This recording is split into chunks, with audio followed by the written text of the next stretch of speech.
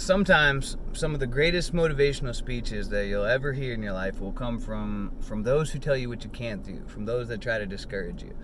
So in this video, I want to share with you about my journey learning a second language, teaching myself Spanish. I want to share with you about why I pursued that language and how I taught myself it, and how it's helped me in my life and in my career, and given me more opportunity to make more income, increase my income.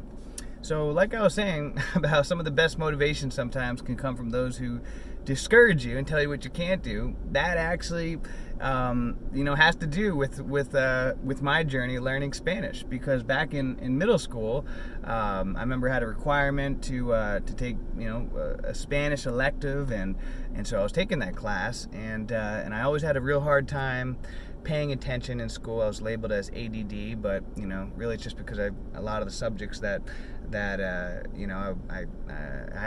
was required to study, I found really boring. But I found that when it's something that I'm interested in, that I have no problem paying attention, and I can study and research like nobody's business. But that's a whole other topic. But anyways, so I'd really, at the time, I didn't really have a lot of interest in learning Spanish, and just my mind was off thinking about other things, and so I would daydream. And I remember my teacher was really cruel to me, Mr. Moore, in fact. And if Mr. Moore, if you do the rare weird happenstance that you happen to be watching this video, I actually want to thank you for being so cruel in the way that you treated me, because if it wasn't for the way that you treated me, I would have never have learned Spanish at the level that I do now, and it would have cost me tens of thousands of extra dollars, because by learning Spanish, it's made me tens of thousands of extra dollars of income throughout my life. So I want to thank you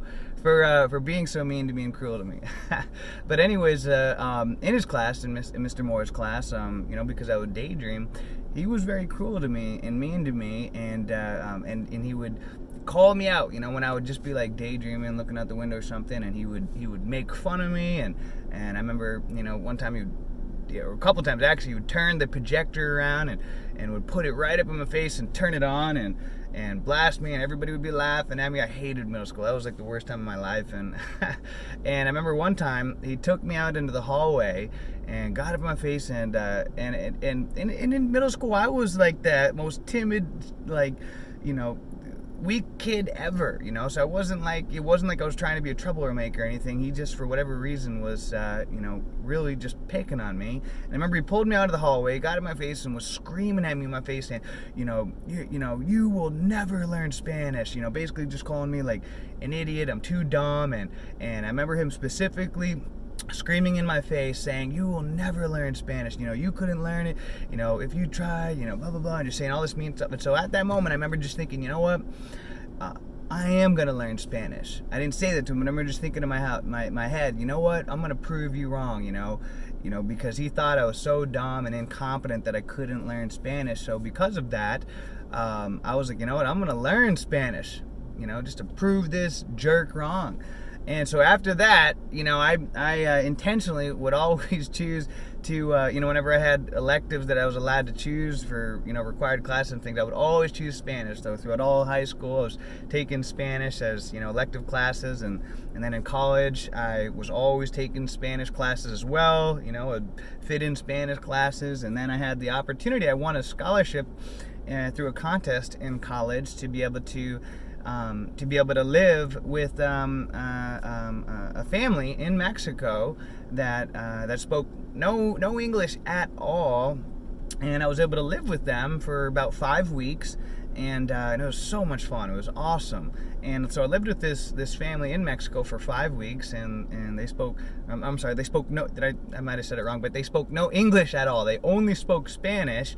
And so I had to learn Spanish because they didn't speak any English. So I remember I had this little pocket dictionary with me, and by the time I left, it was like torn to shreds because I was constantly using it. Had to keep it with me everywhere. And I remember one time I was on the toilet, and I and I needed more toilet paper. They didn't have any more, and so I was like, I didn't know how to say it. I had to look through the book, and I was trying to figure out what to say and everything. And so throwing yourself into immersion like that is one of the best ways to learn, because Cuernavaca is not like a real touristy type of area where I was staying in Mexico, and so a lot of people there didn't speak any English. You know, when I taken taxis or wherever I was out and about, most people didn't speak any English, so I had to speak Spanish. And so constantly I had to figure out how to say things so that I could, you know, order food or get places. And I was taking school there as well at the same time. It was a program that I was doing while I was there for the 5 weeks, and so every day, Monday through Friday, the family would take me to school, and all my teachers at the school most of them barely spoke any English, and so I was taking all these classes in Spanish, and it was just a wonderful way to be able to learn Spanish. And I remember I learned more Spanish in just that 5 weeks of being in Mexico than I had learned in like the previous I think 7 years of schooling, constantly taking Spanish classes. I learned more in that 5 weeks than all of the years combined. I mean, 10 times fold. So immersion truly is one of the best and the quickest ways to learn a language. Just being thrown into a situation where you have to speak it. You have no other option. You'll learn it quicker and it faster and more efficiently than any kind of, you know, college courses or programs or anything like that at all.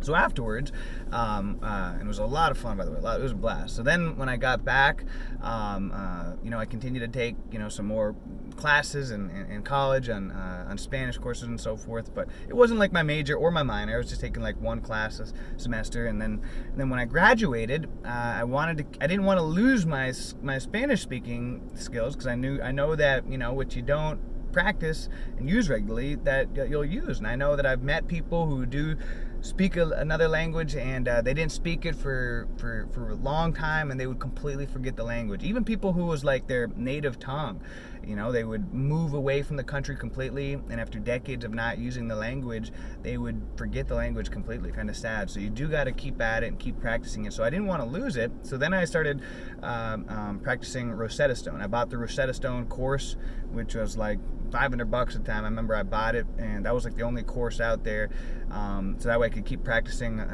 you know, at home on the computer. And I worked also at Sprint at the time, the cell phone company. So I remember I would practice, you know, everybody knew me as like the Spanish rep there. Even though I didn't speak 100% Spanish, I loved it that everybody would throw all the Spanish clientele to me, so that I would have to be forced to, you know, speak with the customers in Spanish. And it was very difficult. But, you know, I just forced myself, and they would work with me, and you know, and I got better that way, and I kept practicing Rosetta Stone.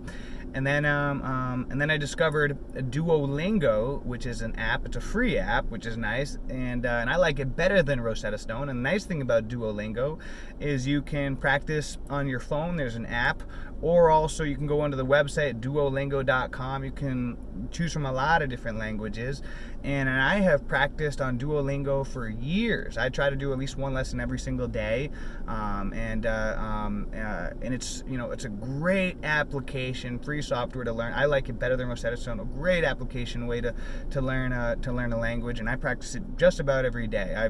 In fact, I haven't missed a day in 150 days right now. I'm on a streak right now, and it's a fun way because it has games and contests and things like that. You can compete against other people and get like rubies and crystals. You can buy things from the store, and it just kind of makes it fun way to learn language. But really, the best way that I've learned Spanish is through immersion and through throwing myself into it. So I have a wedding and also a notary business. I have a wedding business and a notary business. And so I started advertising myself as a Spanish wedding officiant and also a Spanish-speaking notary public. Even though not 100%, I'm still not 100% fluent in Spanish. So if you come up to me on the street and start, you know, talking at me real super fast, you know, I may not understand what you're saying. You know, I can speak it and I can read it and write it better than I can understand it when people are speaking to me, but I'm getting constantly better and better. And I mean, most people nowadays, when I meet them out and about, or people who, you know, I have business appointments with, they're always like blown away. They can't believe how good Spanish that I can speak, and they're just like shocked that no one in my family speaks Spanish. So I'm constantly getting better, but immersion truly is the best way to learn. And so what happened was that all of a sudden, I've been in the notary business and the wedding business for over 10 years now, about 13 years, is I would get appointments business appointments for Spanish. And I remember I'd be so nervous because, I'd have to notarize, be the notary for a real estate closing transaction where, someone's buying a home or selling a home or refinancing a home. And here I am, the notary, and there'd be, sometimes lawyers and attorneys there and, and a title company and the real estate agents. And I remember just like sweating bullets. And like, how am I gonna do this? Most people, could barely explain the situation in English in their main language, let alone a second language. But I threw myself into it, fumbling, bumbling, and messing up. But every single appointment, I would get a little bit better. I would learn some more words, and I would.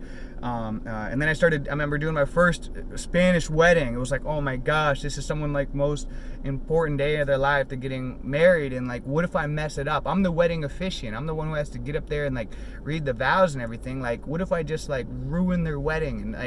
And so I would practice so much reading the vows and talking with my Spanish friends, asking them if I needed to correct any of the verbiages.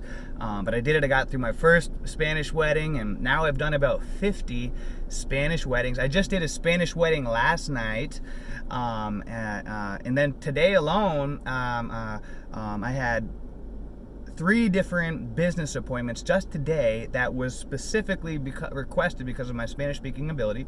So today I made $360 today in my notary business by being able to speak Spanish. Last night, like I said, was a special request for me to officiate the wedding in Spanish. Got paid $200 for that. So in just the past 24 hours, I've made $560 just simply by my ability to speak Spanish.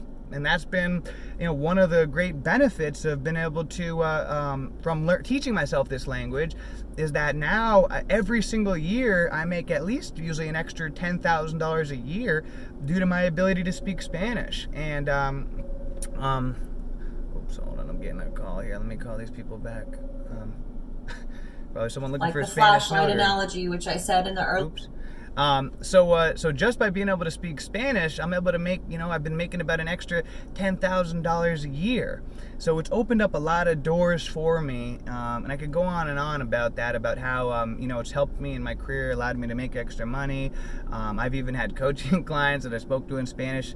It's difficult, and I don't like to advertise myself as a coach, a Spanish-speaking coach, just because, I really like to. I'm just not there yet. Maybe I should, right? Just thoroughly, immerse myself into that. But hey, one step at a time. But a lot of people in life, they don't get started on a business or anything because they feel like they have to be perfect. But, you just jump into things and you learn as you go along and you fumble and you bumble. And if I would have never have taken the risk of just throwing myself out there, putting myself out there as someone that speaks Spanish, even back when I worked for Sprint or in my notary career or my wedding business, then I would never be at the level that I'm at now with speaking Spanish. And because of it, I would have, not have made tens of thousands of extra dollars because of it.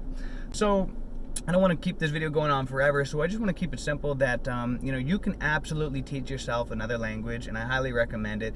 It's a great way to keep your mind sharper, I know that I've heard things and read studies about, to prevent dementia and Alzheimer's and things like that. If learning a language is a great extra way to help prevent that, keeping your mind stronger and everything. So doing activities every single day that are like a mental exercise for your brain is so good. And how you can, my best advice on learning another language is number one, to immerse yourself in it. Go get a girlfriend in the language you want to speak. I don't have a girlfriend that speaks, but hey, that's something I'm working on. I need to get a Spanish-speaking girlfriend. But immerse yourself in the language. Go do a study abroad program. Like I did. Go live in the country for a month if you can, with a family that only speaks that language. That way you can learn it, and you're forced to have to learn it. And if you can go to school while you're there as well, like I did, even if it's just a short program, like I was there just for 5 weeks, you'll be blown away at how much you'll learn in that short time. And then also at home, do practice with every single day with an application or software like Duolingo or Rosetta Stone. I like Duolingo because it's cloud-based. You can, I can pick up where I left off, no matter where I am, right on my phone, just bust it out. I listen to the radio, 92.5, 92.5. Listen to the Spanish radio, read books. I've read so many books in Spanish, not like grown adult books, but I started out reading like the most basic, toddler books, and it kept increasing, getting like, to like elementary school style books, in Spanish, and so reading books. And then immerse yourself in it every single chance that you get. If there's someone out and about that speaks the language you want to learn, like Spanish, for example, talk to them in it. That's something. I know it can be uncomfortable, but a lot of times people are appreciative of it. The fact that you're trying to learn about their culture and their language. So, whenever I have a Spanish waiter or waitress, I try to talk to them in Spanish. Or no matter where I am, at the gas station or wherever, at the grocery store, and I notice someone speaks Spanish, I'll just try to talk to them in it. For practice. Immersion is one of the best ways to learn. And just practicing every single day. It doesn't have to be an hour every day. Really, I only practice about 5 minutes a day. But by just 5 minutes a day, I've taught myself another language that's allowed me to increase my income, increase my opportunities, expand my worldview, because now I can communicate with so many people that a lot of people can't communicate, which is really fun. And by just 5 minutes a day, I've taught myself so many different skills, instruments, and a lot of different skills in life just through 5 minutes a day. So it doesn't have to be an hour a day. The most important thing is consistency. Not doing like 1 hour of studying Spanish or the language you want to learn and then not practicing again for like 3 months. I'd say the biggest thing is just being consistent. Daily practice, daily consistency, strengthening that muscle, and you'll get better at it over time. You got to be patient. But with that being said, I'm getting all these. That being said, I'm getting all these calls and things coming in, so I gotta get going now. But I wish you luck in your journey learning your language. And until next time, guys, have a great day, great week, a great month, a great year. Let's make it a great life. See ya.